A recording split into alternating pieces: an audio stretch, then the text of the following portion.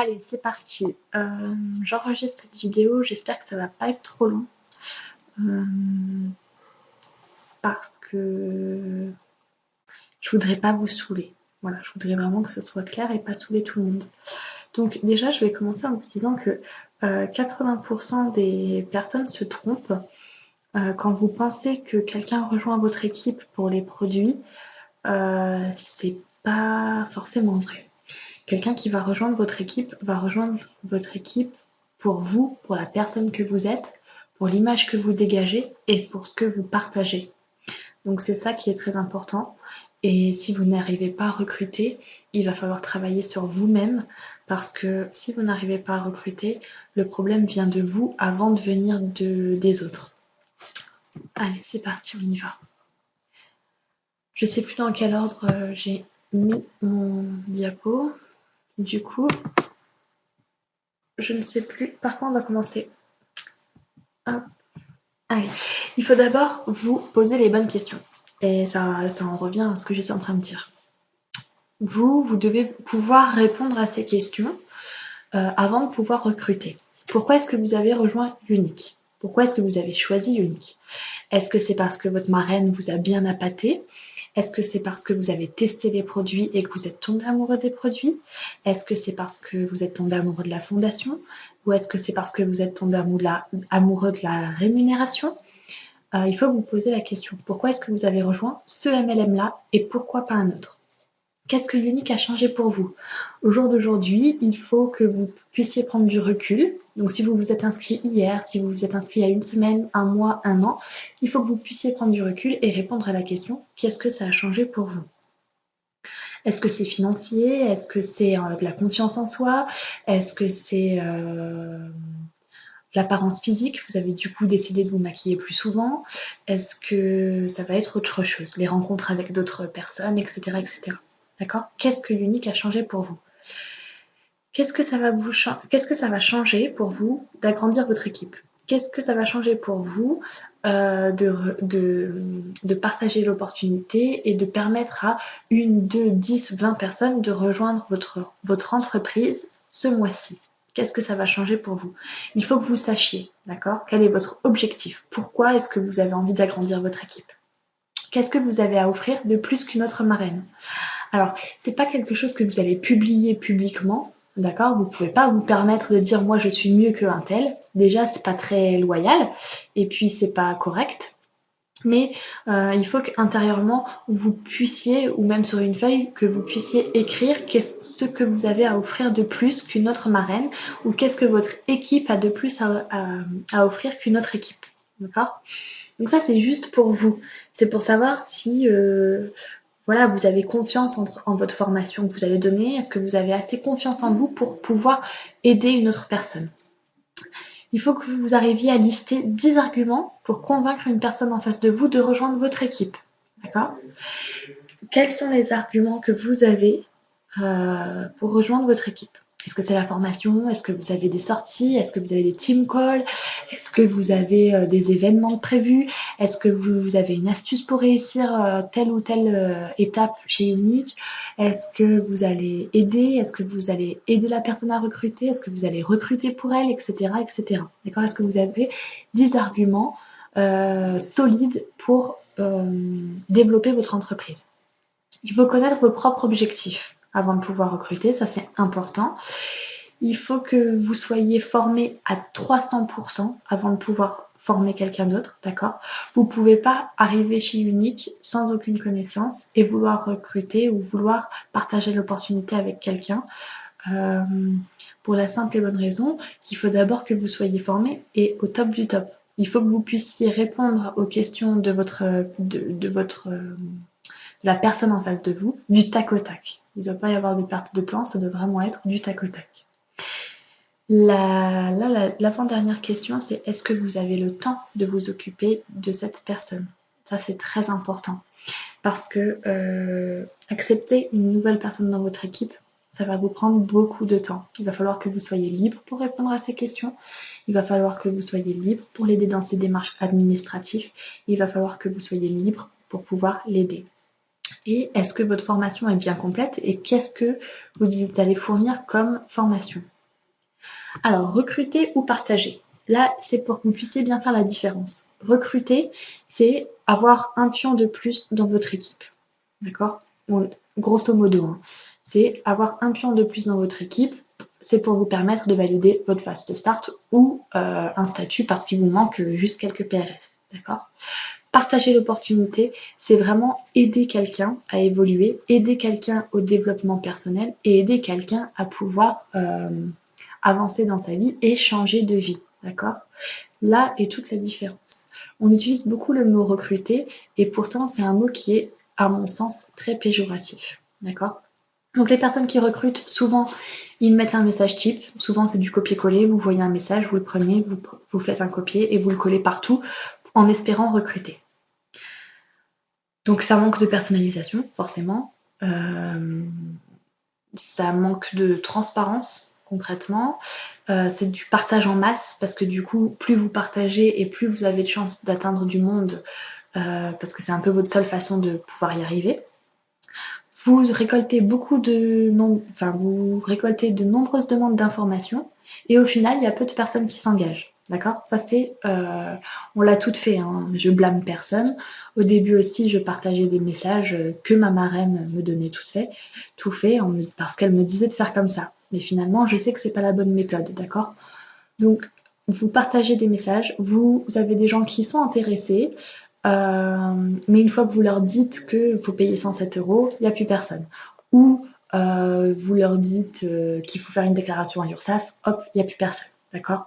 Donc ça, c'est recruter. Vous avez beaucoup de demandes, vous utilisez beaucoup d'énergie, pardon, et du coup, au final, il n'y a pas grand-chose. Voilà. Partagez. Partager, vous êtes capable de le faire avec, comment vous dire? Il faut que ça paraisse tellement, c'est subtil, voilà. C'est beaucoup plus subtil que du recrutement, déjà. Ça va se faire par des petits posts, des vidéos, en parler en direct avec les gens. Ça va vraiment être partager ce que Unique vous apporte, ce que vous faites, vos accomplissements. Ça va vraiment être de l'aide envers quelqu'un. Et vraiment, il y a une transparence à 100%. Vraiment, vous êtes transparent.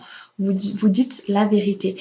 Et croyez-moi qu'en disant la vérité à votre public, à vos prospects, à vos éventuels filleuls, vous épargnez des problèmes par la suite en disant la vérité de suite. D'accord? Si vous leur dites, je vais vous donner un exemple tout bête. Si vous dites que la carte bleue dans votre message, elle est gratuite, très bien, elle va s'inscrire, elle va être contente, elle va recevoir sa carte bleue. Et puis quand elle va dépenser, quand elle va aller retirer de l'argent, elle va avoir des frais. Et là, elle va vous tomber dessus. Elle va vous dire, mais attends, dans le message que tu m'as envoyé au début, qui m'a appâté, la carte bleue était gratuite. Donc, en fait, il faut vraiment que vous soyez transparent. Donc oui, on a une très jolie carte bleue, oui, on peut dépenser de l'argent, on a notre argent tout de suite, ça c'est vrai. Mais vous ne pouvez pas vous permettre de dire que c'est 100% gratuit. D'accord? Il faut vraiment être très transparent et c'est là que c'est important que vous soyez très bien formé pour pouvoir être des plus transparents possibles. Vous allez aider cette personne à acquérir de la confiance en elle.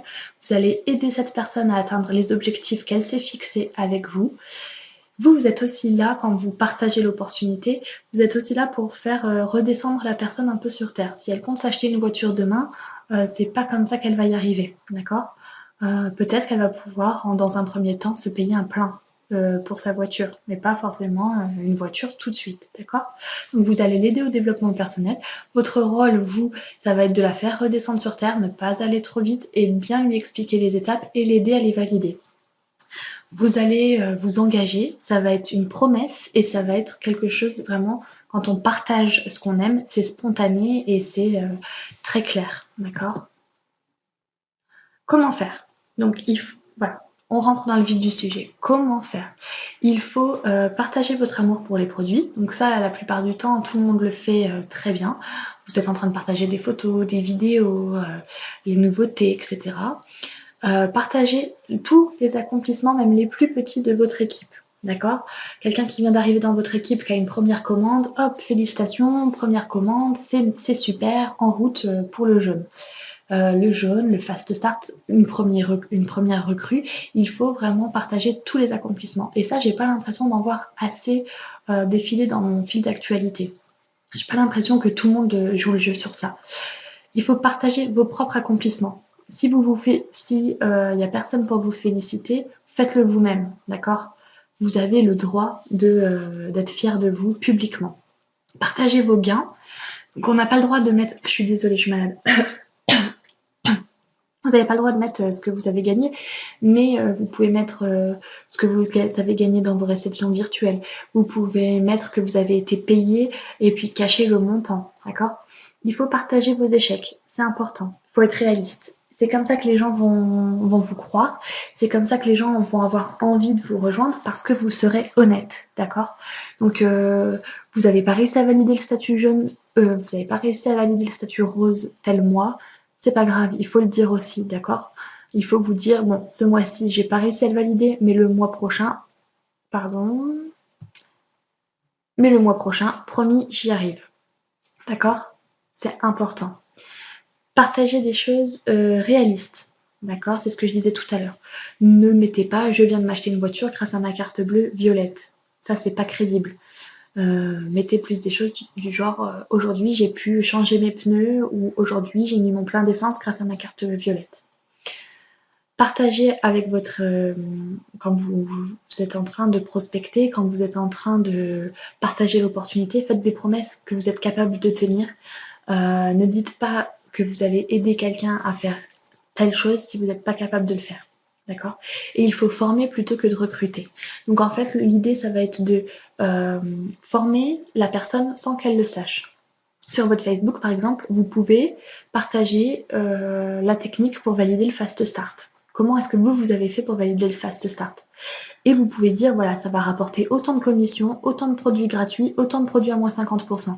Et là, vous allez avoir des gens qui vont se dire, bon, bah écoute, pour 107 €, ça vaut le coup, hein, pourquoi pas? D'accord? Ou partager une technique pour valider le statut jaune. Là, vous allez avoir aussi des gens qui vont vous poser des questions et puis qui vont s'intéresser à comment vous faites et qui peuvent du coup vous rejoindre. Ensuite, il faut être un bon sponsor. Donc, il faut que vous montrez l'exemple. C'est-à-dire que on a trop de marraines qui sont derrière leur ordinateur et qui ne font pas grand-chose.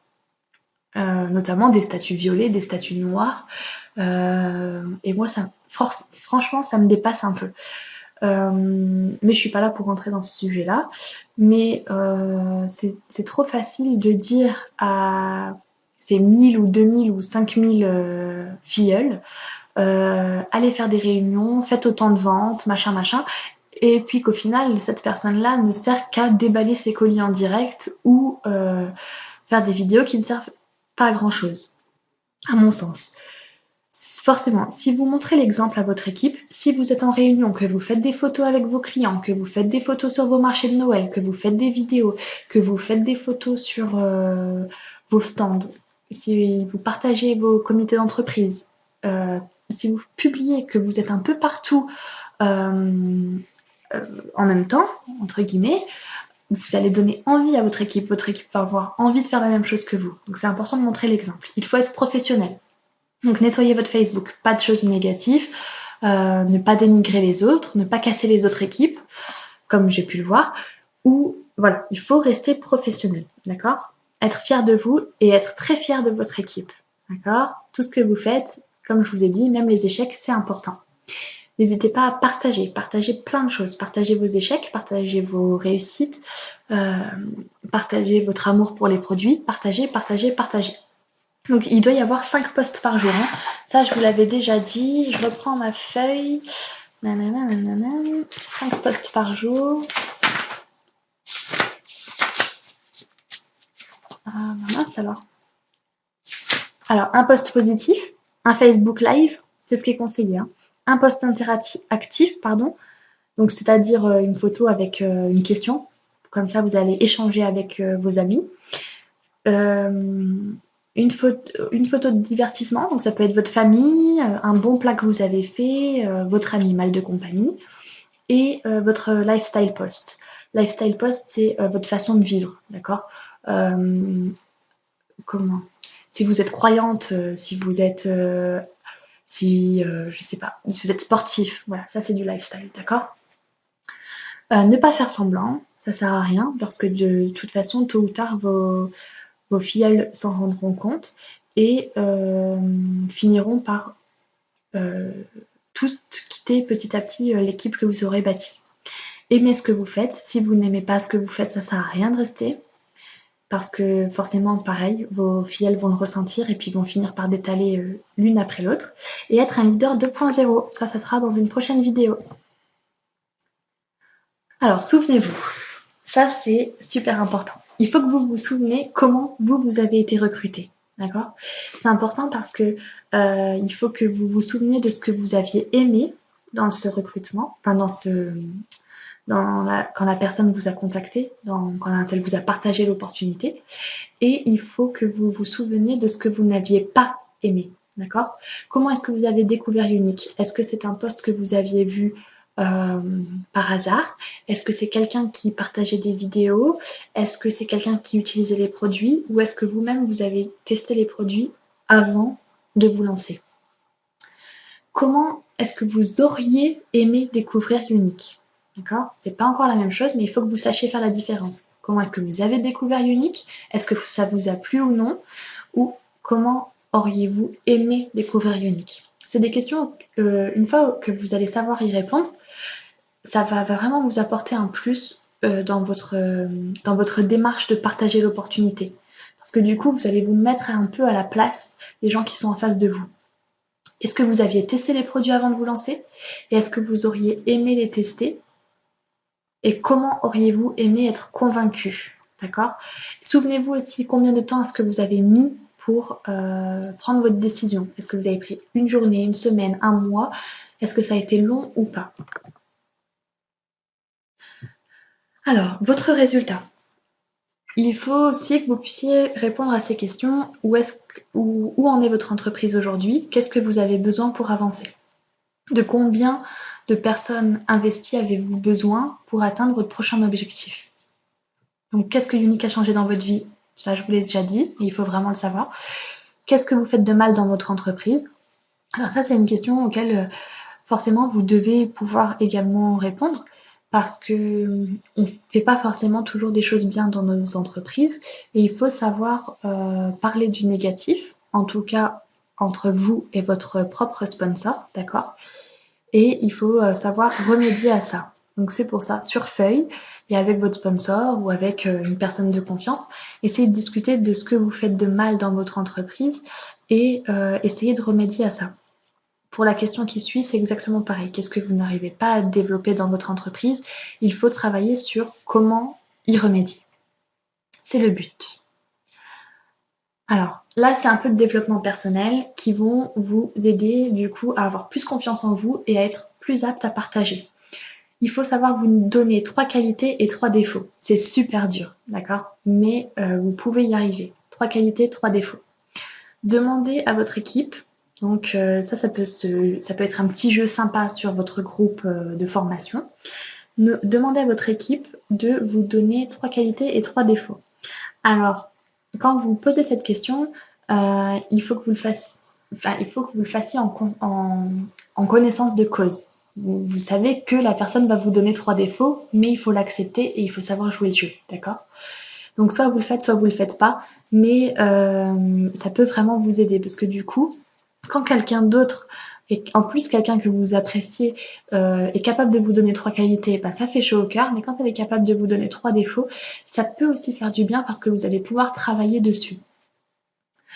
Nommer et trouver 10 raisons de rejoindre votre équipe. Donc ça, c'est un brainstorming qui peut se faire en équipe. D'accord? Donc vous pouvez très bien mettre un post sur votre groupe de formation à vous et mettre ce soir brainstorming 10 raisons de rejoindre notre équipe. Pourquoi? D'accord? Et ça, c'est un travail que vous allez faire tous ensemble parce que vous avez des idées, mais votre équipe a forcément d'autres idées et c'est important de partager tout ensemble. Ensuite, est-ce que tout le monde sait ce que vous faites? Est-ce que tout votre entourage sait ce que vous faites? Est-ce que vous êtes sûr de ne pas avoir oublié de présenter votre activité à quelqu'un de votre famille ou vos collègues ou les associations sportives, etc., etc. Établir un planning de partage, d'accord? Le planning de partage, je crois que je l'ai mis juste après. On va vérifier ça. Le planning de partage, c'est ça. Alors, pour partager votre amour pour les produits, organisez des séances de maquillage. Donc, contactez toutes les personnes qui sont sur votre liste et proposez-leur une séance gratuite de maquillage. Donc, c'est un moment que vous allez passer en privilégié, vous et cette personne en tête à tête. C'est quelque chose qui va durer 20 minutes. Vous allez lui montrer comment vous maquiller facilement, comment elle peut se maquiller facilement. Et vous allez pouvoir parler de ce que Younique vous apporte et vous allez pouvoir échanger et vous intéresser à la personne qui est en face de vous. Donc, prenez votre agenda et contactez toutes les personnes. Une réunion, qu'est-ce que c'est? D'accord? Donc ça, vous pouvez le publier, d'accord? Vous pouvez publier sur votre Facebook perso, sur votre Facebook pro, sur votre groupe VIP.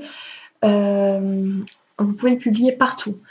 Expliquer dans une vidéo live ou avec un texte simple qu'est-ce que c'est une réunion et ce que vous y gagnez. Vous pouvez également emmener une amie ou quelqu'un de votre entourage, votre sœur, votre cousine, votre amie, animer une réunion avec vous. D'accord? Vous avez une réunion chez une cliente avec 10 ou 15 ou même 4 personnes. Vous allez animer cette réunion et vous allez prendre quelqu'un avec vous. Vous allez me dire, mais qu'est-ce que cela va apporter? En fait, votre ami va voir comment vous travaillez, ou votre sœur ou votre cousine, mais cette personne va voir comment vous travaillez, va voir ce que vous gagnez et va voir ce que l'hôtesse gagne et du coup ça peut lui donner envie, d'accord? Publiez vos objectifs, ça c'est le 5 en feu, c'est comment je l'ai appelé le 5 en feu, mais vous pouvez plus simplement publier publiquement vos objectifs. Les gens vont vouloir participer à votre développement et vont vouloir voir si vous arrivez à atteindre vos objectifs. Le MLM, qu'est-ce que c'est? Vous pouvez parler du MLM en général. En fait, quand vous faites une vidéo sur expliquer ce que c'est le MLM, c'est important de ne pas parler du unique. C'est important de rester objectif et de ne parler que du marketing de réseau. En fait, c'est une première approche, c'est une première technique d'approche. Ça va permettre aux gens de s'intéresser au MLM en général et après si elles sont intéressées, elles vont se renseigner de ce qui est possible et peut-être qu'elles reviendront vers vous pour Younique. D'accord?